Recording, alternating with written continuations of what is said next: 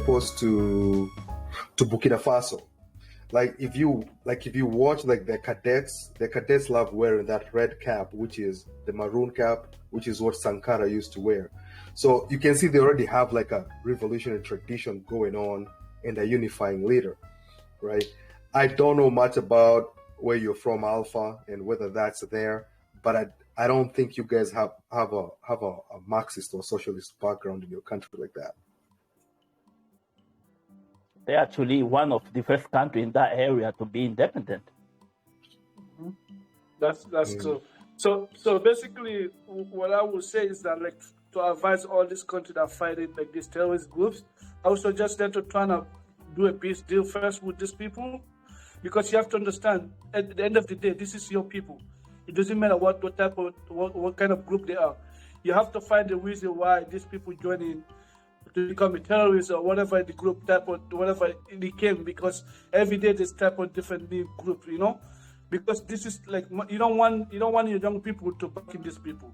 So you have to understand what is causing it, and then try to bring them to the table, sit down with them, because many of these are fighting because they feel like the government was not listening to them. Like in Mali, I remember in 2017 or 2016, somewhere there, when there was this Fulani people was killed, the government was doing nothing. So they end up bringing their own group, and then they end up doing all kind of crazy stuff, and they started killing people, you know, all that stuff, you know, because sometimes the government itself need to take it responsible. You have to understand this is your people. If you let this ethnic thing going on, it will make it even worse, because there's so many different groups in many of these countries.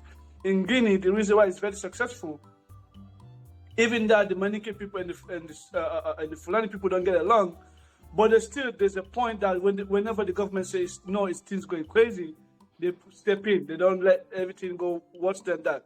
Basically, they don't let like people go killing whole entire Fulani people or whole entire Manike people. They don't let that happen.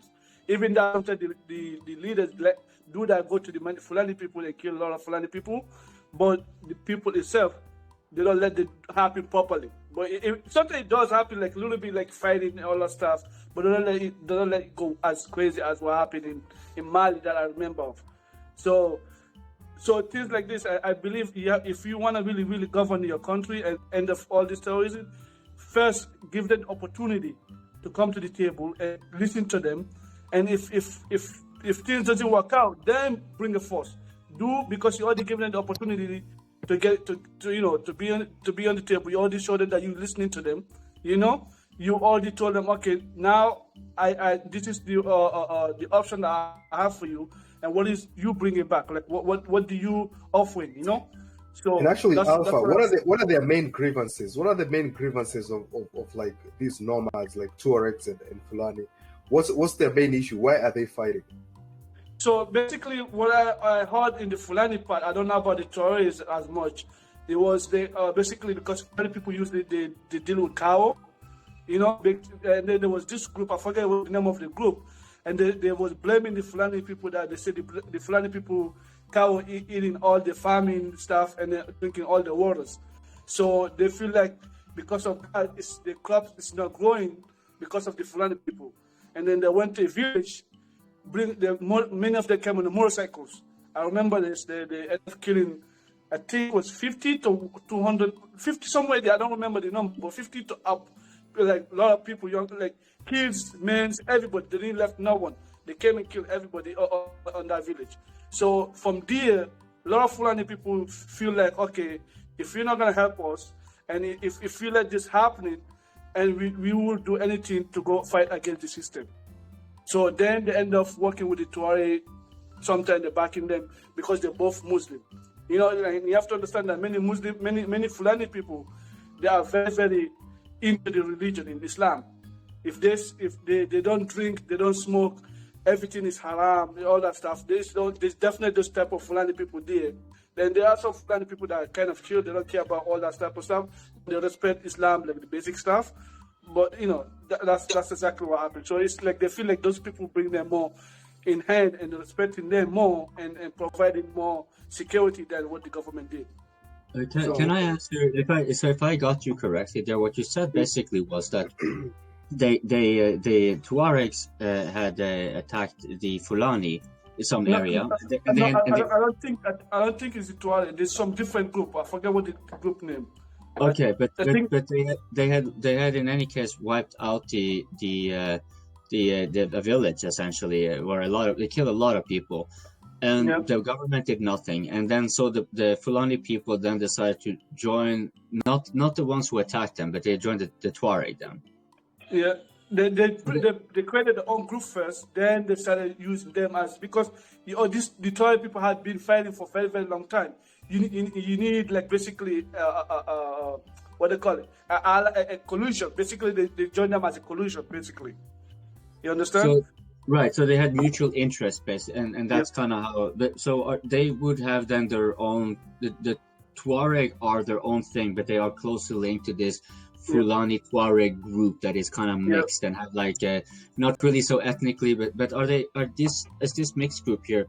Or they are not because the jihadis then that we heard so much about that are the extremists, they will be the ones then that kill the group, and so this mixed group that formed here, the Tuareg Fulani group, it is formed as a response to the extremists. Yeah, basically the group that killed them, like they're not Muslim. I think there was some Christian groups, basically. There was some Christian, I believe. I forget what they called. So it was mainly farmers against herdsmen. Exactly. So that's what happened. Because usually Fulani people, they move around whenever they go. Like, okay, if the herd they're not getting something to eat, they move them more up or to closer to stuff places for them to get eat. Mm-hmm. Yeah. So things like this is because of the government is not responding quick enough or not responding properly. This is the type of things happen. Same thing that happened in Sierra Leone, but not a little bit different between the civil war. Because if you don't solve it right away, it's gonna be even like more people see the dad get killed or the uncle get killed. They have bad feeling for the other people. You understand? Even me, I was upset seeing that, because even that I'm always like a peaceful person. I like always promote the peace thing at the UN. When I see that, my dad was crying about it, because like sometimes when you see your own people get killed, like you see your kills, basically. You understand? That's what happens. So in Kenya, they had a similar issue where there's a tribe in Uganda called Karamojong, and across the border there's another tribe from Kenya. I forget the name of it. I forget the name of that tribe. But these two have been. You know the tribe from Uganda, but you don't know yours. Yeah. I get the name is right on my face, but I can't remember it. But these guys have had issues stealing each other's cattle since Paul was born. But 3 years ago, or like a year ago, the president of Kenya, the president of Uganda, they all met together with the tribal heads of all those tribes. There were a lot of cattle slaughtered, and there was a lot of eating, and they talked, and everybody shook hands.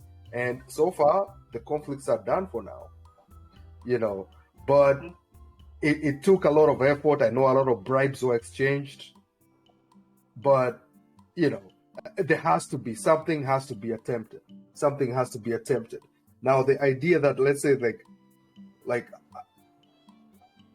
I don't know what the demands are. There's a now, if the demands are too religious, or they're demanding to have a country of their own, like I hear in Nigeria the Tuaregs want, like, or even maybe almost most of those countries next to Nigeria, they all want their own country, because I think some of them are sort of Arab linked, right?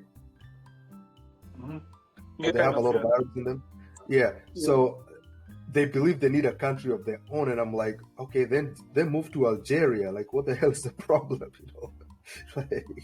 Well, you mentioned Algeria, and let me just take. But since you mentioned Algeria, and I know I'm not want to go on a tangent, but you said, like, if there was a coup in Algeria, the U.S. would definitely be involved. I'm not so sure about that, because Algeria is very good at playing neutral and they have a strong army too, but a coup there, it would have to be a coup because they're friendly with Russia, right? So who would then coup them? It would be the U.S. itself who would try to coup them. So that's, I think, is more likely.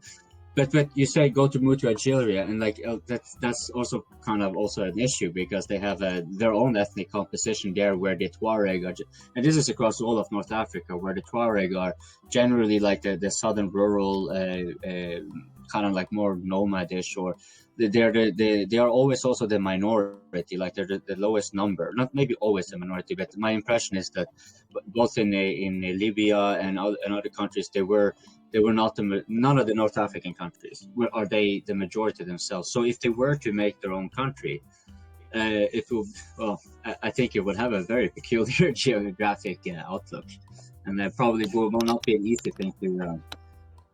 Yeah, I mean, we're talking about. It would end up being, if they had their own country too, it may easily end up being a threat, because then they would make up their own little country, but then most of their people would be all over elsewhere. And so those people would either move to that newly created country, or this newly created country would have to support them and create their own little countries. It would be the whole Kurdish thing all over in Africa again. Well, but would it prerequisite because the dynamic you're saying there, that's like when we're seeing the like in Armenia, Azerbaijan, you kind of start having either willful or forceful ethnic swapping and so forth.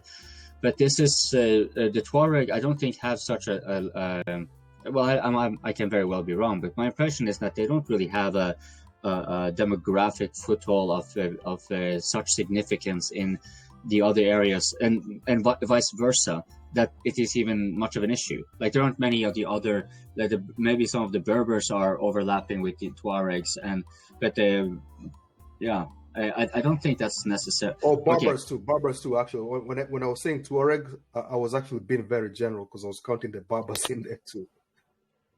Yeah, because I think they are a Berber group as far as I've understood it, and I have to admit ignorance. But also, let me point out that we are varying quite a bit here. So, and our hourly recording, we have gotten to our. What you were talking about tribe.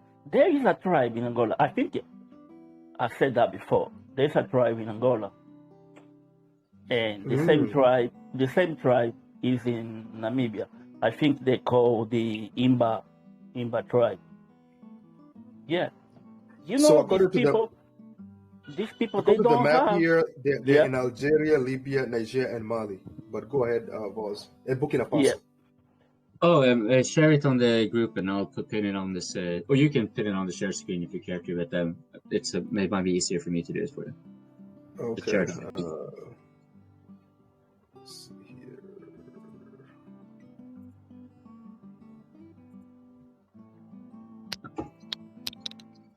So yeah, but just keep talking. So that's what I'm looking at. All right. So Tuareg map. Yeah. Oh my God. Holy shit. That's Kurdistan. Yeah, you're right. Kurdistan. That is okay. Because I was thinking mostly. Yeah. Okay. No, that's. Oh my. Holy. Damn.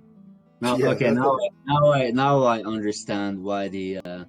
Because where Burkina Faso is, and that's the population there. Where Burkina Faso is at the northern part is more like where the Tuareg is touching. That's like the Burkina Faso capital, but that's also where the main population center of those three countries are, and the Tuareg are the general area outside of that. Mm-hmm. Am I correct? Like, or mistaken? Yeah, like if you look at that, let me see here whether I have a better Tuareg map. That would be a big nation there, right there, man. Yeah, like literally, like almost half of Algeria. Yeah. Okay. Because that's a dilemma for the Sahel. I think the solution to all this, to be honest, Copin, is to unite all Africa once for all, because that means nobody can say, okay, I need to build my own nation, basically, Yeah, I no, that's someone else who would Momieni, who had some very strong opinions that that's not going to happen, and because you have to practically get that into place, right? But let's say, okay, let's say the aim is all of Africa. Okay, let's move. But you then also recognize we'll have to do this iteratively, right? So look, if you look at the map here, then what the Burkina Faso, Mali, and Niger could do is maybe have a collective, like a joint cross-nation policy that gives representation to the Tuareg within their jurisdiction. And so any nationalistic aspirations may not be required for the Tuareg. They can simply be incorporated into the federation or the confederacy and have a voice maybe among them all, maybe as if it was a country, just, if you know what I mean. It's just created within the federation, essentially. Because this pertains to the security thing we were talking about, right? Like if we're going to have, if they are going to be actually able to politically unify and develop to become a geopolitical force of significance, they will have to deal with the internal internal issues, right? And one of them is, we're looking at it right here, right? It is solving the situation for the Tuareg, who, my impression is that they're generally quite like impoverished and fairly destitute most of the time, and like they're not living in the most fertile soil exactly, and so forth. So it's not that surprising if they were to be generally in the position that they are in, you know. But do they have any? They don't have any. What we're talking about here is literally one of the most difficult issues a government can deal with. This is a difficult issue to deal with, because you're trying to satisfy people who have a whole other different vision, right? If they don't like the way you run your culture, if they're, who knows, if they are racist and they think that they're supposed to rule the country instead of you because of whatever superiority reason, then how in God's name do you convince these people that, hey, listen, let's all get along, you know? Yeah. So it's difficult. I don't know how they're going to resolve these issues, but it's difficult. I think if we have an absence of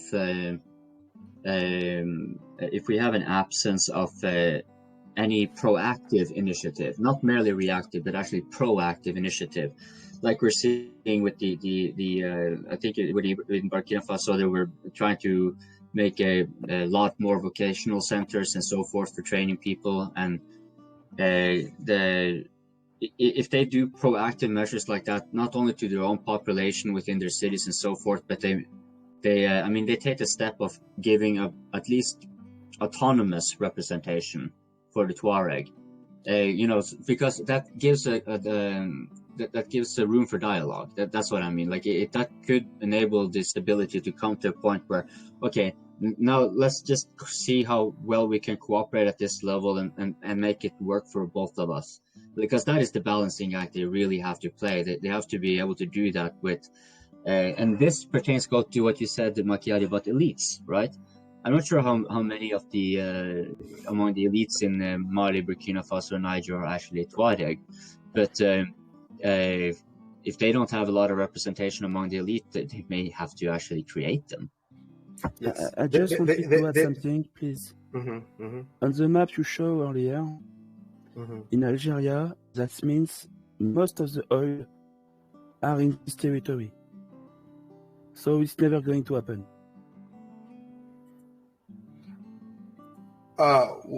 What's never going to happen? Like you said at the Tuareg. Kind of autonomy. The oil and the gas in Algeria is in the south of the country. And the Algeria military is going to defend this installation. They are going to kill everyone. So there's no way they would allow even any form of autonomy in that area. And look at that's half of the country. And you have even the French uranium mine in Niger. Yeah. That would be crazy. Yeah. That's a difficult decision to make, man. Because whenever they have autonomy in one area, then they will definitely push for more. and definitely all the other countries will not gonna let that happen. You understand? So I'm pretty much sure the best thing to do is to, you know, for them to be able to try to get a representative in many of these governments to feel like being represented. Wait, so if I understand you, Alpha, what you're basically saying that it's actually a dangerous move for the potential confederacy to actually give any form of autonomous representation within their own political, even though it's their own political sovereignty, so to speak. This would have implications, repercussions with Algeria and Libya and yeah. I just want to add something, Coping. They are part of the multi-country borders between Algeria and the South Sahel. So you have to understand that they control most of the drug traffic, most of the human trafficking for the immigrants who want to go to Europe. The weapon traffics, they control everything. Basically, they live with criminal profit. And they have no choice because there is nothing in this area.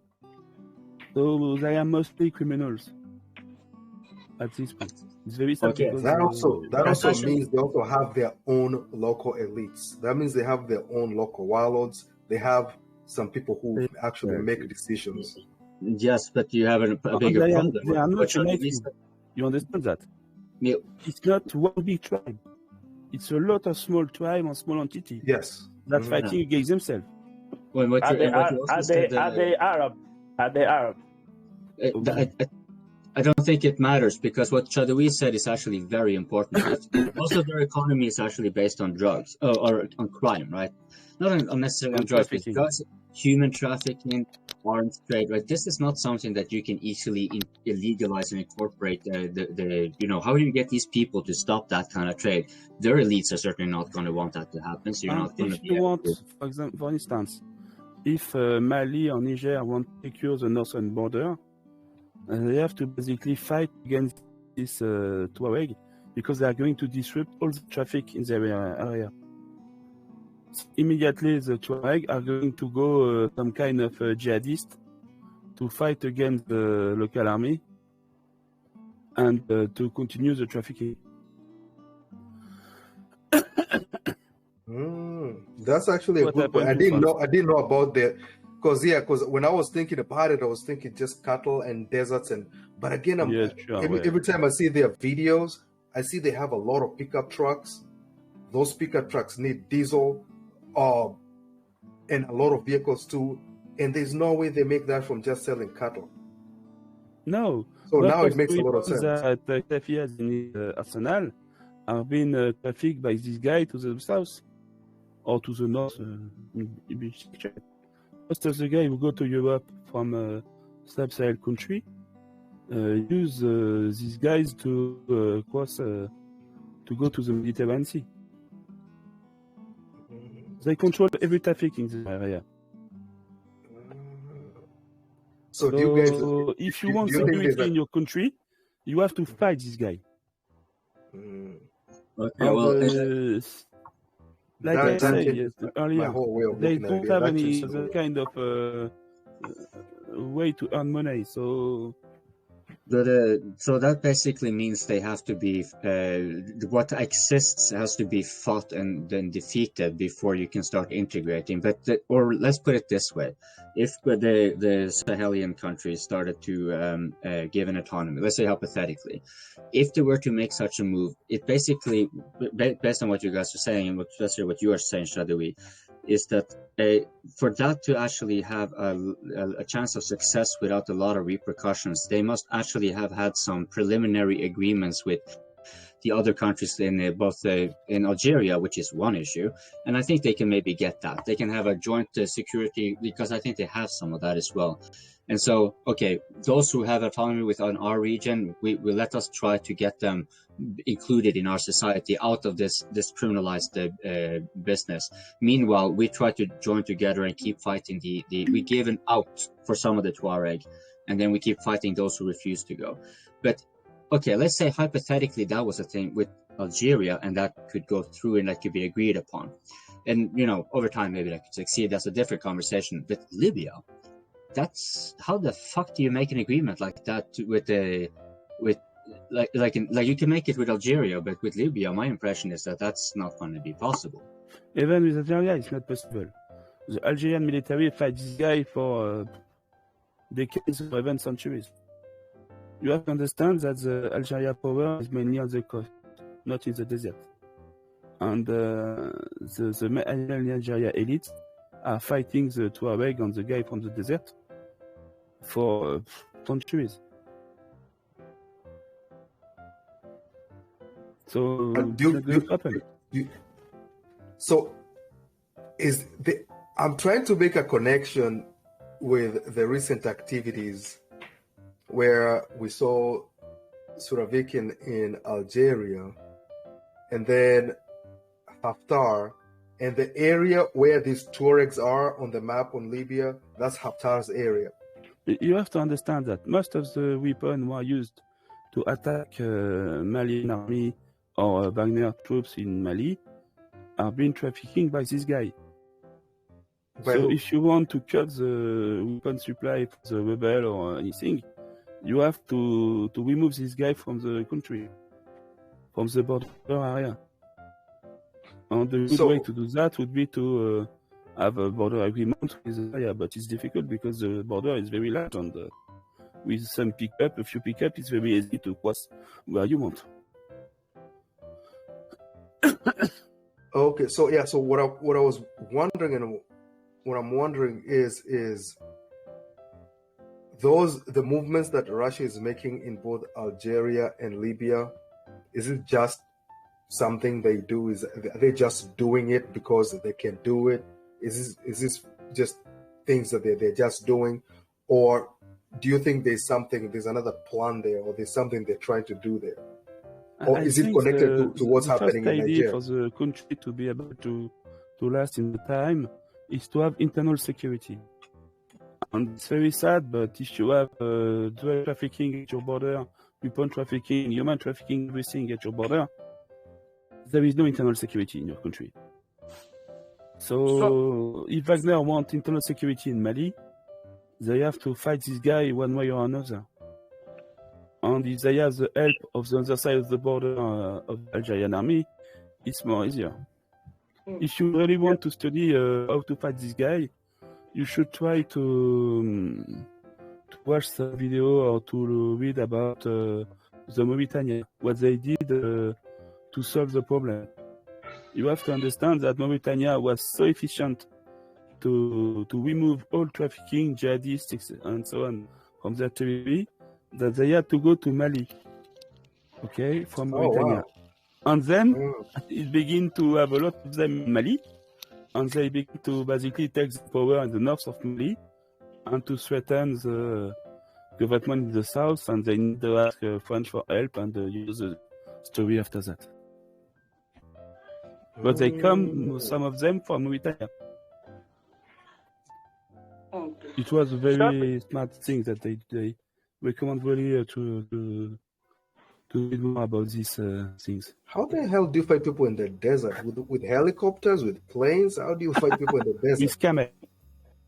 Damn. It's not a joke. Yeah. The only military in the world with camel is Mauritania. You need camel to fight in it. Wait, go back. What did you say about Mauritania? Yeah. They have the only military in the world with an official with camel. Not a joke, though, but some kind of joke because mostly they use pickup. But the thing about camel is that it allows for them to mix easily with the local population. When the Mauritanian army come in a village, every time they leave the village, they make sure to dig a well, to leave 2 solar panels for the well, and the satellite phone. Okay? So the population of the village is very happy about the new well, the solar panel, etc. So when they see jihadists who come, they call the military with the sat phone. And immediately there is a small unit, maybe 50 or 80 guys with not camel but pickup because they need to go fast, who come to hunt the jihadists. Wow, I just realized I don't know anything about Mauritania. To the large military unit, just go from village to village, just to build wealth basically and to let smartphone to, not smartphone but satellite phone to the village. They don't try to hunt the jihadists. That's the job of a special unit with the pickup that go very fast in the desert. It's how they did it. But they use the special guy, like the special unit is only the guy in this unit, the soldiers, they are from this area. So they know the territory well, they know where you could hide, they know the rules, the road, and so on. So they are a lot of very efficient to hunt the trafficking and the jihadists. And so they have to flee to Mali and to fuck up Mali. So why is it that we keep forgetting such a huge country like Mauritania? But go ahead. Yeah. So basically, based on what you're saying, is like to end the market is to stabilize all Africa. So basically, that means there's no people that trying to go to Europe or anything like that. So basically, because if you have to, I'm pretty much sure they don't sell drugs because they're Muslim, unless they do it to make other stuff. But I don't know. But if they're only using human trafficking to making their money to be able to fight these countries, so that means basically the other way the government to fight against this, the economy-wise, is to stabilize many of these countries. Like I've read the young people trying to leave the countries, trying to go through paying these people to to ship them more, try to basically move from one country to the next. I have no solution for that. But first, I think country needs security. That's the basic things. Okay? You need security. First, you need to give parents a job. And second, you need to give children education. That's the three things you need for a country. And if you have that, you could begin a good circle, First, important security, job for the parent, education for the children. That should be your priority everywhere. What do you think about Alpha's point that if they are Muslims, they wouldn't trade drugs? Are you sure? Alpha, are you sure about that? Actually, I disagree with you. You know about Islam in Mauritania? I disagree with you. Trust me, if they are Muslim as they said they are, yeah, even cigarette is haram. I can't imagine. I know what you mean, but if you see all these Muslim countries around the world, the CIA used them for that kind of thing.